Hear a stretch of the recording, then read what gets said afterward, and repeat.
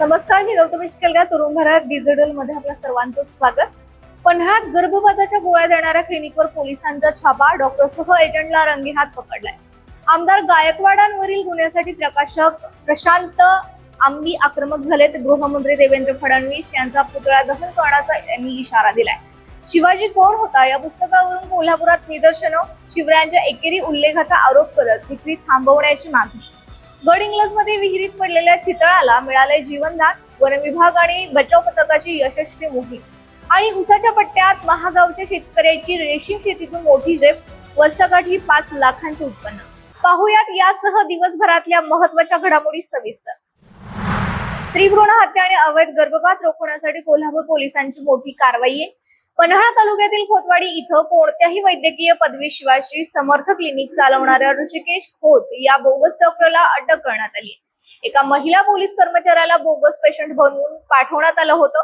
3000 रुपयात गर्भपाताचं औषध देताना या डॉक्टरला आणि औषध पुरवठा करणाऱ्या ऋषिकेश माने या एजंटला पोलिसांनी रंगेहात पकडले. स्थानिक गुन्हे अन्वेषण शाखा आणि आरोग्य विभागानं ही संयुक्त कारवाई केली आहे. ऋषिकेश खोत यांनी त्यांना ऋषिकेश माने यांना गोळ्या म्हणजे MTP किट जे असतात गोळ्या गर्भपाताच्या गोळ्या मागणी केली. त्यानुसार LC-बांना ही माहिती मिळाली गुप्तपैकी आणि त्यांनी जो बाकीची जी प्रोसिजर असते डमी पेशंट वगैरे पाठवून ते कन्फर्म केलं आणि कन्फर्म केल्यानंतर तिथं त्याच्याजवळ ऋषिकेश खोत याच्याकडे ती गर्भपाताच्या गोळ्या सापडलेल्या आहेत. त्यानुसार ही आपण कारवाई केलेली आहे. शिवाजी कोण होता पुस्तकाच्या शीर्षकाबद्दल शिवसेना आमदार संजय गायकवाड यांनी अश्लील भाषेत शिवेगाळ करून जीवे मारण्याची धमकी दिलेले या पुस्तकाचे प्रकाशक प्रशांत आंबी यांनी पोलिसांकडून फसवणूक झाल्याचा आरोप करत दखलपात्र गुन्हा दाखल करावा अशी मागणी असूनही पोलिसांनी वेळ काढू भूमिका घेत गुन्हा दाखल करून घेतलेला नाही. या विरोधात राज्याचे मुख्यमंत्री देवेंद्र फडणवीस यांचा पुतळा दहन करून पोलीस प्रशासनाचा निषेध करणार असल्याचं प्रकाशक प्रशांत आंबी यांनी सांगितलंय. कोल्हापूरचे अतिरिक्त पोलीस अधीक्षक B धीरज कुमार यांची भेट घेतल्यानंतर आम्ही माध्यमांशी बोलत होते. ते नेमकं काय म्हणाले ते पाहूया. कालपासून आम्ही जे अनुभवतोय पोलिसांच्या बाबतीत त्यावरून मला असं कळलेलं आहे की या देशामध्ये गरिबाला वेगळा न्याय आहे, श्रीमंताला वेगळा न्याय आहे, सत्ताधाऱ्याला वेगळा न्याय आहे, ज्याची सत्ता नाही आहे त्याला वेगळा न्याय आहे.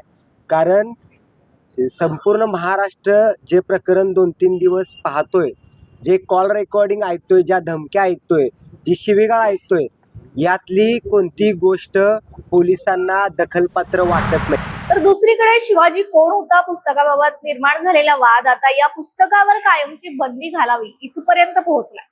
स्वराज्याचे संस्थापक छत्रपती शिवाजी महाराज यांचा या पुस्तकात एकेरी उल्लेख करण्यात आला. यामुळे या पुस्तकाची विक्री कायमची थांबवावी आणि या पुस्तकावर बंदी घालावी अशी मागणी हिंदुत्ववादी संघटनांनी केली आहे. कोल्हापुरातील छत्रपती शिवाजी महाराज चौकात एकत्र जमत पुस्तकाचे लेखक आणि प्रकाशकांविरोधात प्रचंड घोषणाबाजी करण्यात आली. तर त्या एक तरी एकेरी शब्द आहेच आणि त्याच्यामध्ये खोटा इतिहास सगळा लिहिलेला आहे. भवानी मातेने तलवार दिलेली तर ती दिलेली नाही. छत्रपती शिवरायांना तिथे एकेरी शब्द जवळजवळ 133 वेळा त्या पुस्तकामध्ये पण उल्लेख आहे की शिवाजी म्हणून.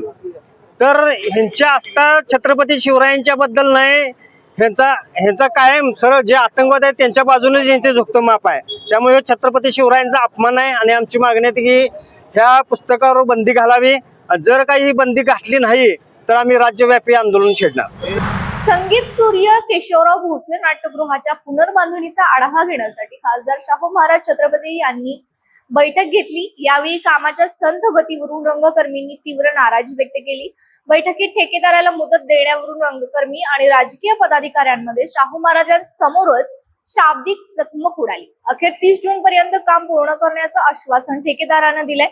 वारंवार डेडलाईन पाळली जात नसल्याबद्दल शाहू महाराजांनी सुद्धा यावेळी नाराजी व्यक्त केली.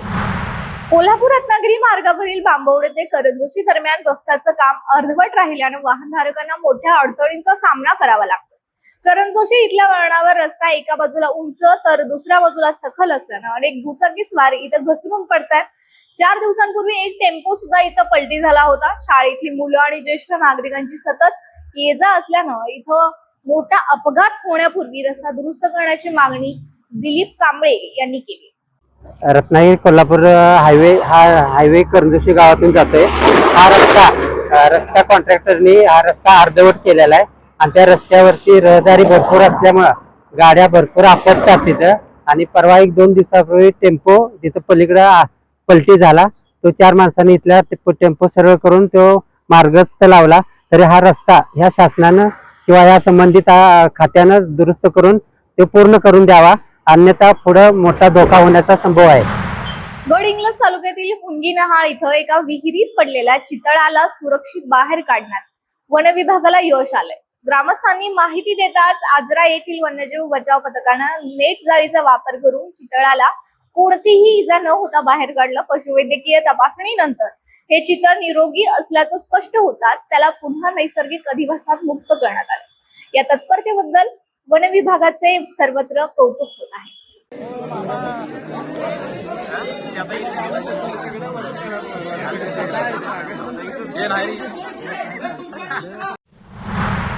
वन्यजीव प्रेमींसाठी एक आनंदाची बातमी समोर आली आहे. सह्याद्री व्याघ्र प्रकल्पातील कॅमेरा ट्रॅप मध्ये नुकताच एक दुर्मिळ काळा बिबट्या दिसून आला. पश्चिम घाटातील दाट जंगलात हे बिबटे अत्यंत दुर्मिळ मानले जातात. जनुकीय बदलांमुळे याचा रंग काळा असतो, ज्यामुळे त्यांचा घनदाट जंगलात शिकार करणं सोपं जातं. या नोंदीमुळे सह्याद्रीची जैवविविधता पुन्हा एकदा अधोरेखित झाली. गडहिंग्लज तालुक्यातील महागाव येथील बाळासाहेब दिवटे या शेतकऱ्यानं ऊसाच्या पट्ट्यात रेशीम शेतीचा यशस्वी प्रयोग केलाय. कोरोना काळात मुंबईहून गावी परतलेल्या बाळासाहेब यांनी एकरभर क्षेत्रात तुतीची लागवड करून रेशीम कोष संगोपन केंद्र सुरू केलं. वर्षाकाठी 5 बॅचच्या माध्यमातून ते सुमारे 5 लाख रुपयांचं उत्पन्न घेतात. मजुरांच्या टंचाईवर मात करण्यासाठी त्यांनी कुटुंबाच्या मदतीने हा व्यवसाय उभा केला असून तरुण शेतकऱ्यांसाठी ते एक आदर्श ठरले.